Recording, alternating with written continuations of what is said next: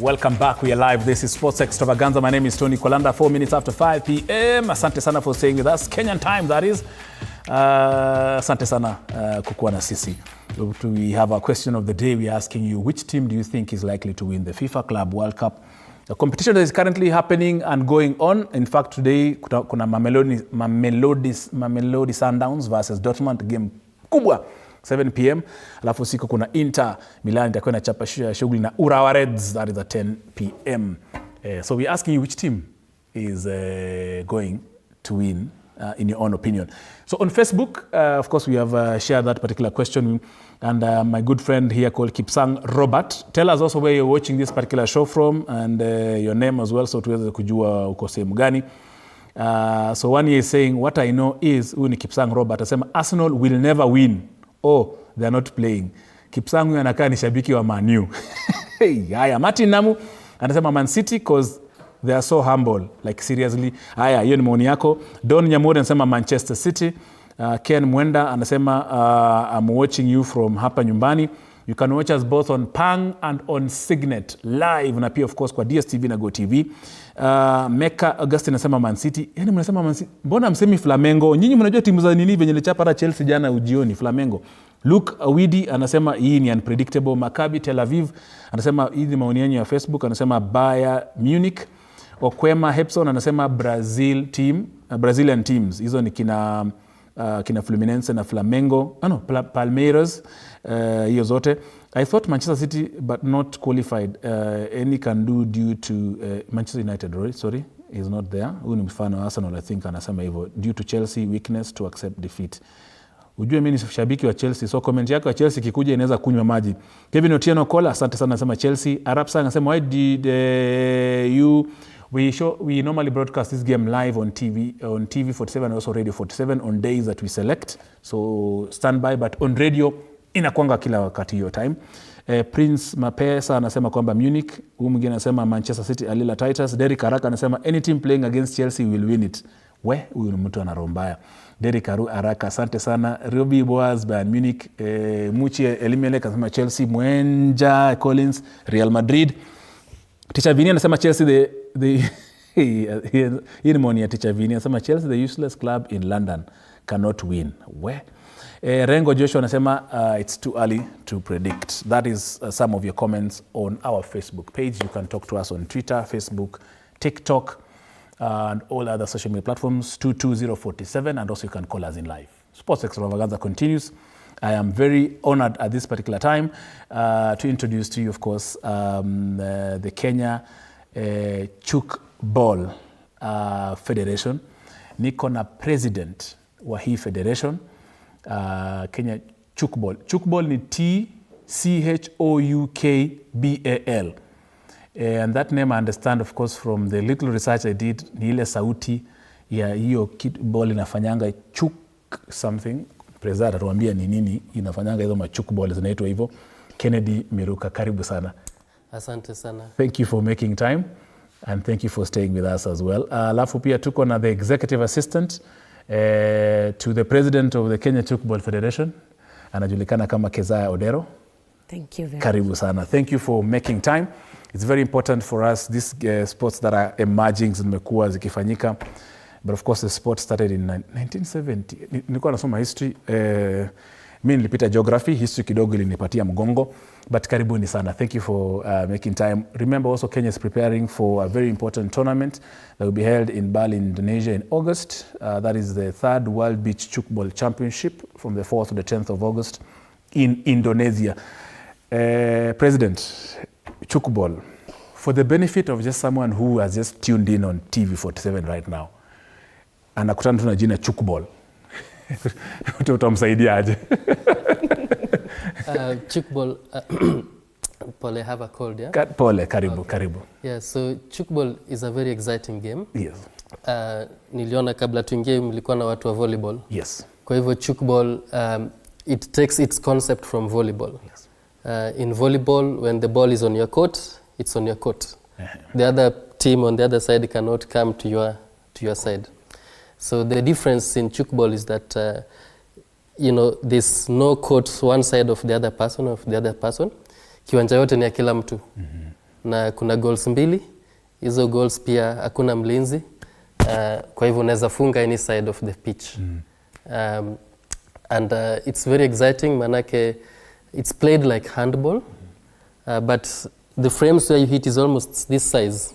Alafu slant hivi kiasi. So at an angle from the ground, yes. Yes, hiyo inakuanga 60 degrees angle. Okay, yes. Yeah, and then it's a very tight net. Kwa hivyo kama umejua trampoline, ile watoto wanarukia. Yeah, yes. But that net has that kind of tension. So when you hit the ball on it, it bounces back. And the work of your opponents is to catch that ball before it lands on the ground outside the D area. Yes. Kwa hivyo wakiingia in the D area, it's not permitted, but wakishika outside, they have saved. And they can score on the same goal or move to the other side and score there. Indeed.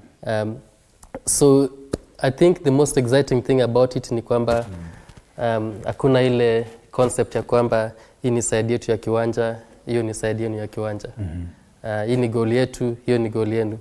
Huyu ni goalkeeper, hamna. You can be a striker, you can be a defender. Yes. Yeah. Na ni indoor mostly sana ama ni outdoor ama it has all both variations? Yeah, it's got a lot of variations. Manake it's one sport that's very accessible to people. Tuko na indoor, mostly in Europe they play indoors kwa sababu ya weather yao. And here in Africa mostly we play on the grass. And then there's the beach version of it, which is also very exciting. Yeah. Indeed.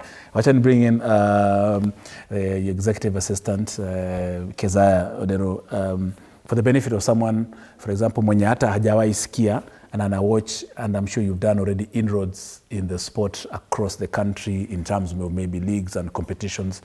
How far are you on that as a federation? Thank you very much. Karibu.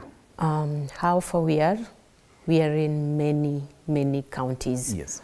Yes, so far we have teams training in Homa Bay County. Okay. We have Nairobi County, we have Mombasa County, we have Machakos, we have Siaya, yes. We have Kisumu, we have Nyamira, we have a team that is training in Kakuma. Yeah, we visited that place and we introduced Tchoukball there.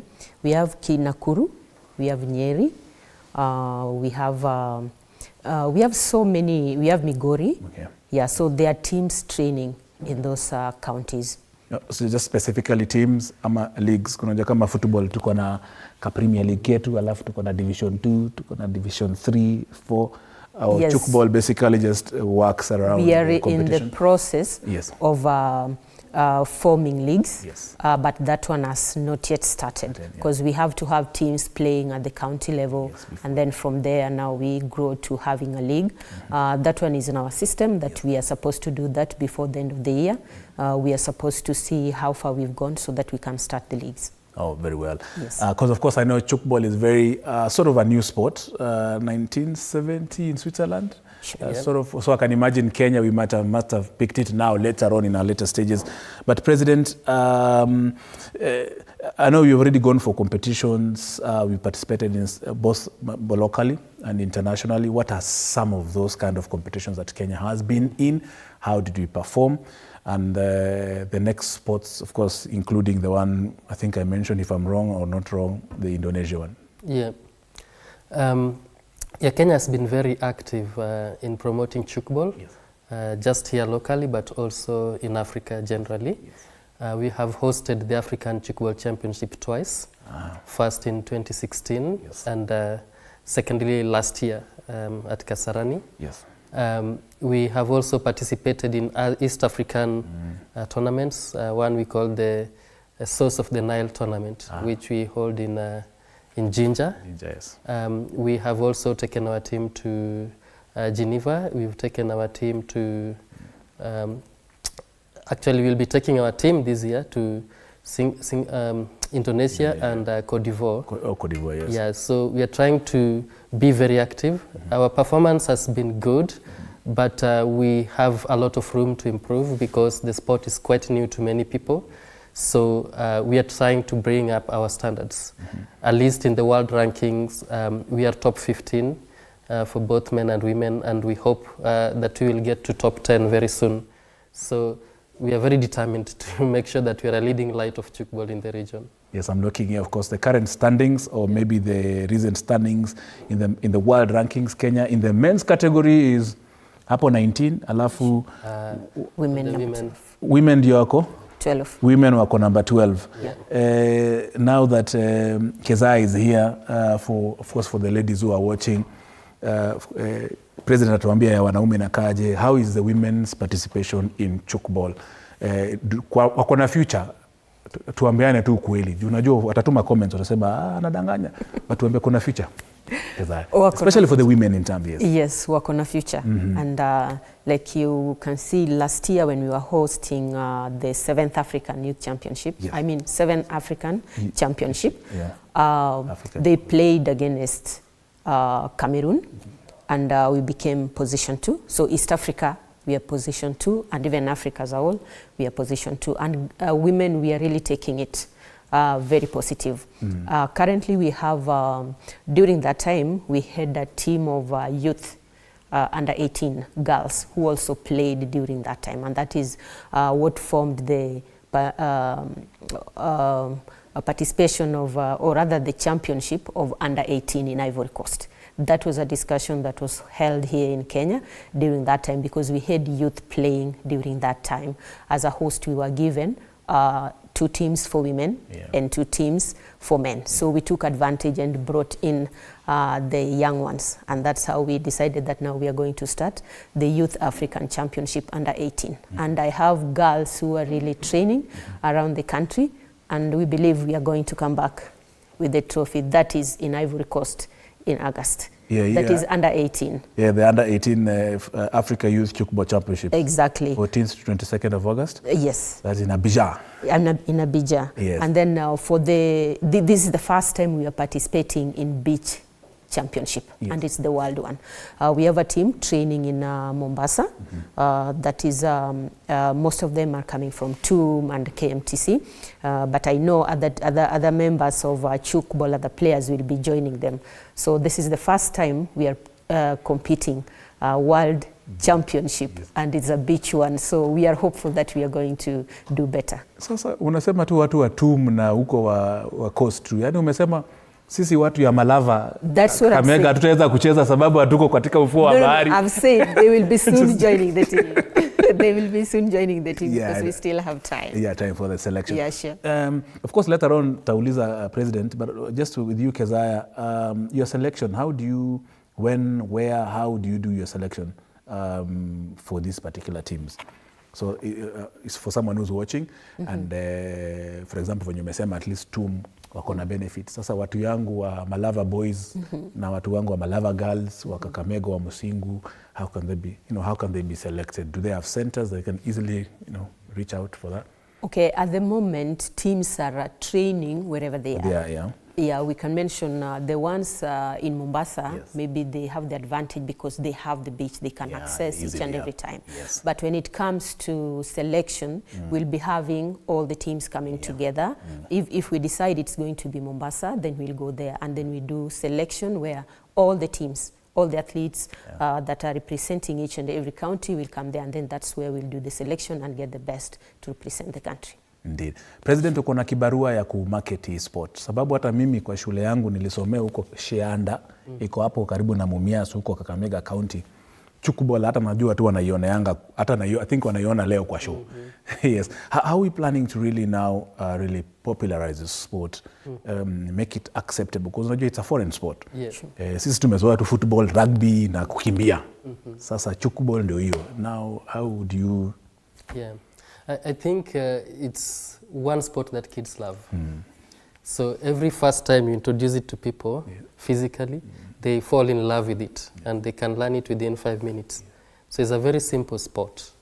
The challenge is with the equipment. There's the frame itself and the net. So right now we have to import the nets and we make the frames. Now, we have gone to very many parts of this country introducing Tchoukball, but one consistent challenge we have is that people do not have the resources to buy that frame.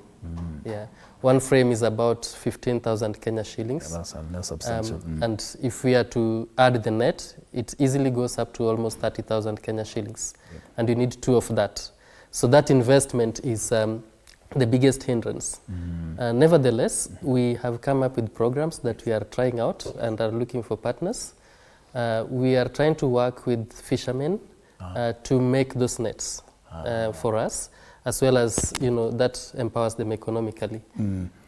We are also reaching out to the workshops, especially for people with disability. We have two areas here. So there's the people with disabilities, they have workshops where they do this metalwork and they do this.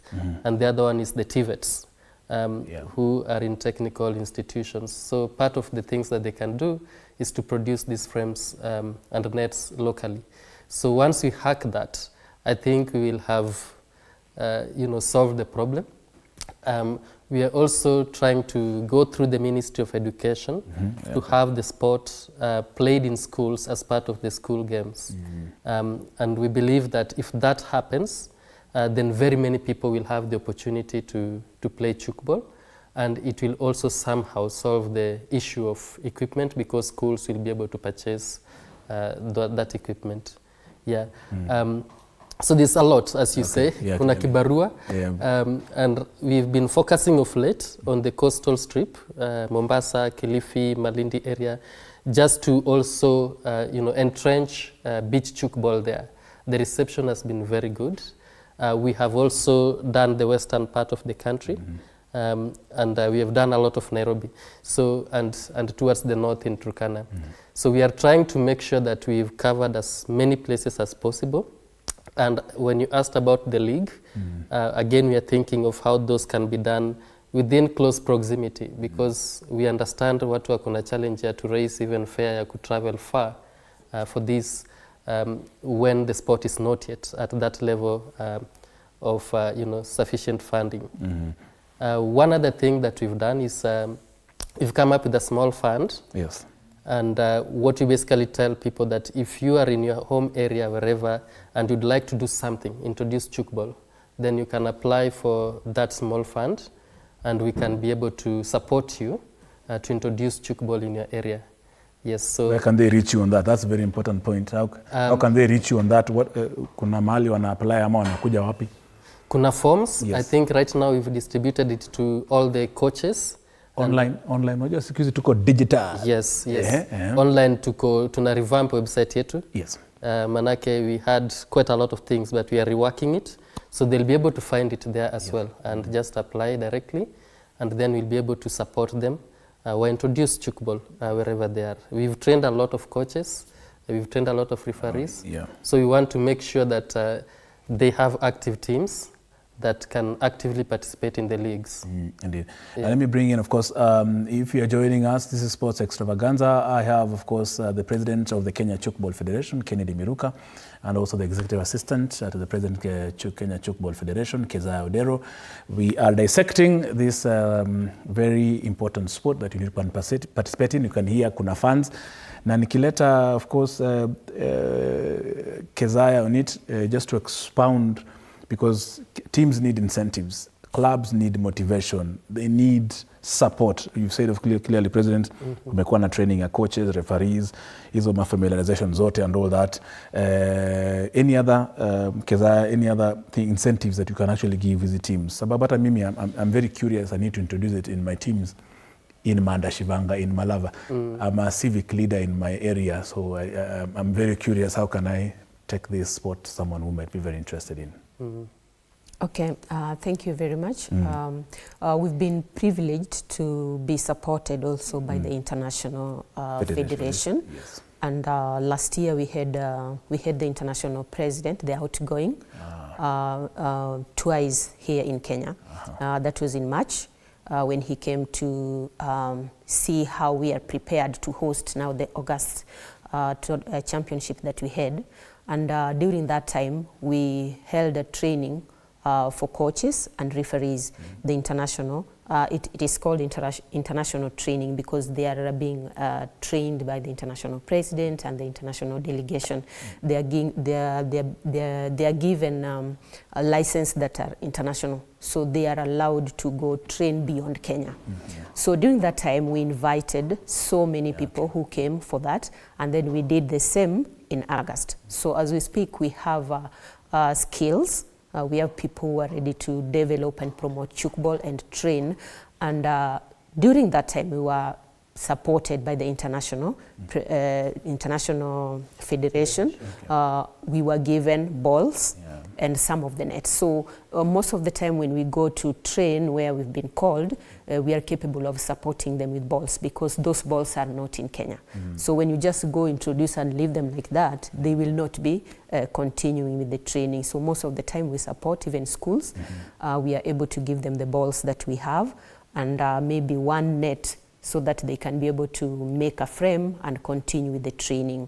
And with the making it popular, we've been working closely with schools. And that has made it easy for us to start the conversation with the Ministry of Education so that they can be able to adapt the game. Because when it's adapted and it's being played in school, it will be easier for us now to make it known.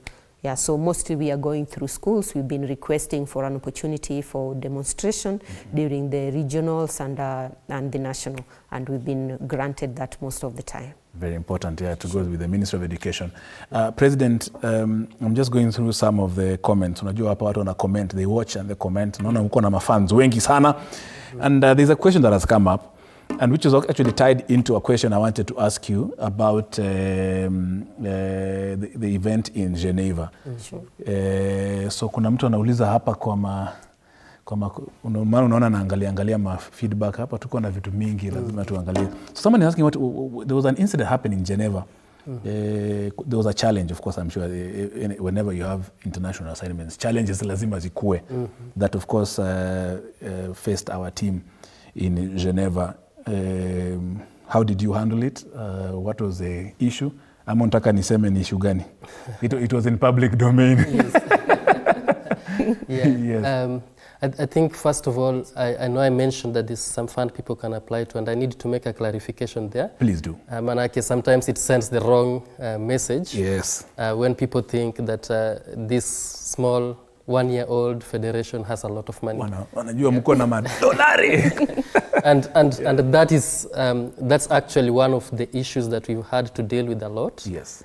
Because the funds, for example, I mentioned, are usually contributions that members of the federation try to make to support. Even when that coach applies for it, we expect them to also make a contribution. Yes. So it's a partnership between the federation and the people on the ground. Of course, as humans are now answering the Geneva manenos, yes. Yeah, so I think we had challenges because get our visas to travel to Geneva took a lot of effort and happened very late. And when I actually joined Geneva after my team had arrived. And in Geneva, it was a place that we had a lot of, let me not say a lot of, but we had a lot of, well, I still use the word a lot of. So we had challenges, and these challenges had to do with the manner in which the entire planning of that event happened. The genesis is that we were not supposed to go for that event in the first place. So when we eventually went, there was a lot of, confusion from the host side, from our side, and there was also politics from within the federation, which played out. And probably whoever is asking the question it reached our news desk yes, at one point. At one point. Yeah, so we were just curious enough to. Yeah, so that had to do with internal politics, which we have since managed. All right. And we have done some changes. We had to suspend some of our members and take disciplinary action to make sure that we run a stable federation. It's very important. So that is something important. And that was our very first experience, That but is I'm progress. told Yeah, by... we learn everything. Things Yes. happen for us to learn from them. Yes. Very important. Yeah. So indeed, thank you for that. I know we'll keep on having these conversations now that we have a tournament. August, we shall be having, of course, our Chan football tournament. Also August, tuko na hiyo ya mtakuwa mmeenda Bali, Indonesia. Also in August, mtakuwa na our youth team in Abidjan. Hey, it's busy. Hey, okay. August is a busy climax for us. But well done, of course. I know the preparation are going on well. I've seen and of course been updated about what's going on. So for now, of course, tutaiwachia hapo. President of the Kenya Tchoukball Federation, that is Kennedy Miruka. Hii conversation tutaendelea tupige kabisa. Next time tutakuja tuulizane tumefikishana wapi na squad naming pia amefikishana wapi. And of course, Keza Odero, executive assistant to the president of the Kenya Tchoukball Federation. Asanteni sana, of course. And the entire federation, I'm sure, of course, they're representing an entire team here in Nairobi and across the country. Keep on doing what you do to popularize this sport and conquer the tournaments, of course, that you have been assigned to. So asante sana na mkuwe na weekend njema na mnakaribishwa sana TV47 na Radio 47. Asante Na sana. mkipeleka watu Indonesia na Abidjan, msisahau watu wa TV47 na Radio 47. TV47 na tutawasahau. Asante sana. Karibuni sana. We are taking a very short break right now. But of course, we'll be coming back also with matters rugby. No, Tchoukball. Tchoukball iko na rugby variation? No, hapana. Ni volleyball, squash, handball. Yes. Yeah, okay. Rugby mko peke yenu. So we're having a conversation about rugby and of course what's happening in rugby. Most of you know there is a new chairman elected. So I have two of the brightest minds in matters to do with rugby commentary. They'll be here in a few, Stephen Mohanji and Tabi Nashipai, after this very short break. Don't go away.